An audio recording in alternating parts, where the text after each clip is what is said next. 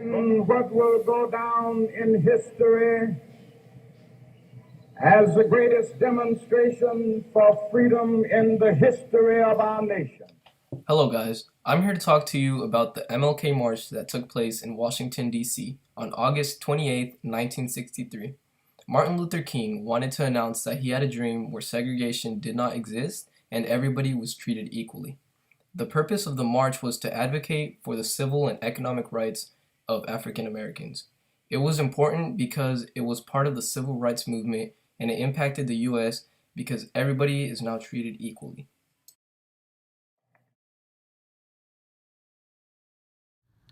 Abraham Lincoln, the president at the time, issued the Emancipation Proclamation. It was not really something that had effect in Georgia because it was more initiative and it was more strategic.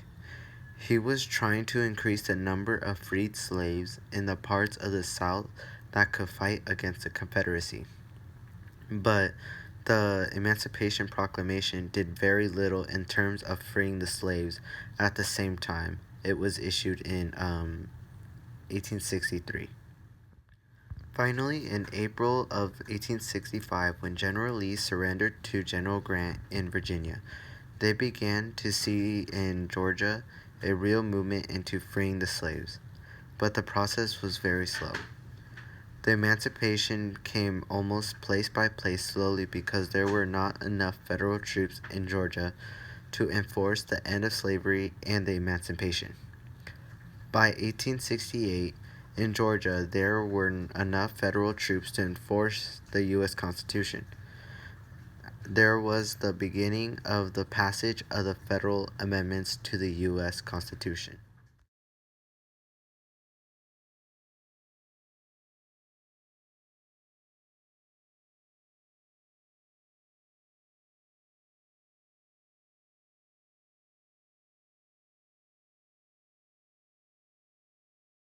In 1868, Georgia adopted a Reconstruction Constitution, and that recognized the equality and the rights of the people to work and be paid for their work.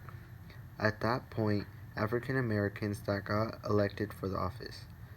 The whole society was built on the idea that the white people were superior than the black people. The African Americans had a harder time trying to get a job that pays at least a decent wage. Every part of the society at this time, there was a doubt about just how much equality under the law the state will permit. The white people didn't want any equality for the black people, but the black people still wanted their full citizenship that were given to them from the Reconstruction Constitution. Due to all of that, it resulted to a Supreme Court case in 1896 called the Plessy versus Ferguson, involving an African American man named Homer Plessy. This happened because Homer sat in a white-only railroad car seat. During this time, Louisiana only had separate railroad cars, one for the blacks and one for the whites. When Homer sat in the white-only car, he refused to leave, so then the case gets taken to the lower court. Then from there, it gets taken to the Supreme Court. The Supreme Court decided that it didn't violate any of the Equal Protection Clause of the 14th Amendment.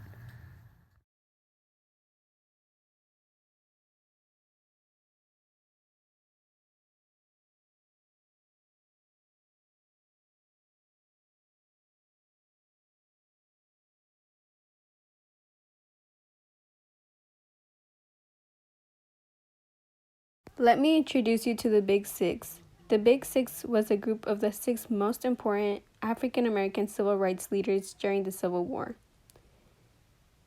This includes labor organizer Asa Philip Randolph, Dr. Martin Luther King Jr. of the Southern Christian Leadership Conference, James Farmer Jr. of the Congress of Racial Equality, John Lewis of Student Nonviolent Coordinating Committee, Whitney Young Jr. of the National Urban League, and Roy Wilkins of the National Association for the Advancement of Colored People. The original idea for the March on Washington came from A. Philip Randolph. When Randolph first proposed the march in late 1962, he received little response from other civil rights leaders. It had been twice that Randolph proposed for large marches at the nation's capital in the 1940s. He had proposed them to protest segregation and discrimination in the U.S. military, defense industry, and to pressure the White House to take action. The pressure worked. In 1941, when Randolph organized a march to demand for more jobs for African Americans in the arms industry. As a response, President Roosevelt issued an Executive Order 8022. The Executive Order 8022 declared, "There shall be no discrimination in the employment of workers in defense industries and in government because of race, creed, color, or national origin." This was the first federal action that prohibited employment discrimination and promoted equal opportunity. Since the Executive Order 8022 was issued, the march got suspended. As I talked about it earlier, the march's purpose was to protest the unequal rights and discrimination of African Americans. Examples of racist events before the march are Martin Luther King's arrest, the Birmingham Children's Crusade, and Medgar Evers' murder. On April 16, there was a nonviolent anti-segregation protest in Birmingham, Alabama. Martin Luther King got arrested, and this was where he wrote his letter from a Birmingham jail. The letter defends the strategy of nonviolent resistance to discrimination. This same year of 1963, in May, there was the Birmingham Children's Crusade. This was a civil rights protest by thousands of students who left school to march. The march resulted with police officers using fire hoses and police dogs to attack the children and teens. Racism went to the extent to people even murdering African Americans. 37-year-old Medgar Evers' murder is an example. He was Mississippi's NAACP field secretary, and he got murdered outside his home. These are just few examples out of thousands of things that African Americans were put through because of their severe racism that there was. But these show how bad racism was and to what extent people would go. Another big thing that was present in the 1960s were black codes. Black codes were strict laws detailing the when, where, and how freed slaves were able to work and for how much compensation. The codes appeared throughout the South as a legal way to put black citizens into slavery, to take voting rights away, to control where they lived and how they traveled, and to seize children for labor purposes.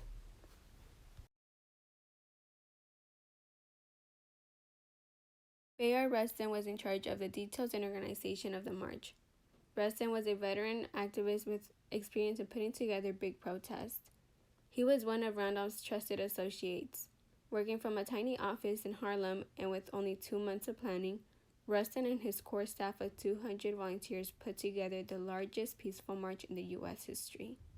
Money was raised by the sale of buttons for the march at 25 cents apiece, and thousands of people sent in small cash contributions.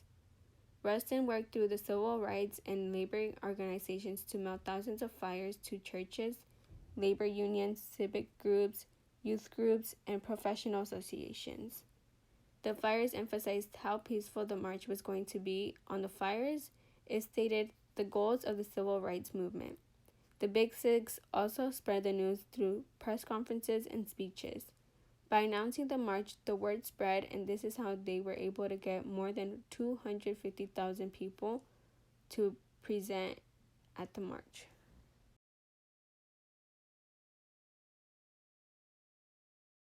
Both Roy Wilkins and Whitney Young were afraid that a protest march would damage the good relations that they had built with members of Congress. On June 22, 1963, President John F. Kennedy met with the civil rights and labor leaders to ask them to cancel the march. His statement was, "We want success in Congress, not a big show at Capitol." Randolph still insisted that the march would take place, and Martin Luther King said that a peaceful march would draw attention to the civil rights issue in a good, positive way. Once Kennedy realized that the leaders would not back down, he decided to support them and wanted to make sure that the protest was peaceful. Washington, D.C. police force organized 5,900 officers for the march, and the government assembled 6,000 soldiers and National Guardsmen as additional protection. President Kennedy thought that if there was any problems, it could undo the civil rights bill that was making its way through Congress. The event began with a rally at the Washington Monument featuring several celebrities and musicians. The participants then marched the mile-long National Mall to the memorial. At 11 o'clock in the morning, more than 250,000 people had arrived. Since all of the other presenters insisted on speaking earlier, Dr. Martin Luther King agreed to speak last. In John Lewis's speech, he said, "We do not want our freedom gradually, but we want to be free now," and that Congress needed to pass meaningful legislation or else people would march through the South. The main event of the march was when Martin Luther King Jr. gave his speech about jobs and freedoms, in which he demanded civil and economic rights for African Americans and to end racism in the United States. Even though he had planned his speech to be 4 minutes long, he actually ended up speaking for 16 minutes. This became known as one of the most famous speeches of the civil rights movement. The famous line known as "I have a dream" wasn't actually part of Dr. King's planned speech that day. The march ended at 4:20 in the afternoon, 10 minutes before they wanted it to end. The day ended with a meeting between the march leaders and President John F. Kennedy at the White House.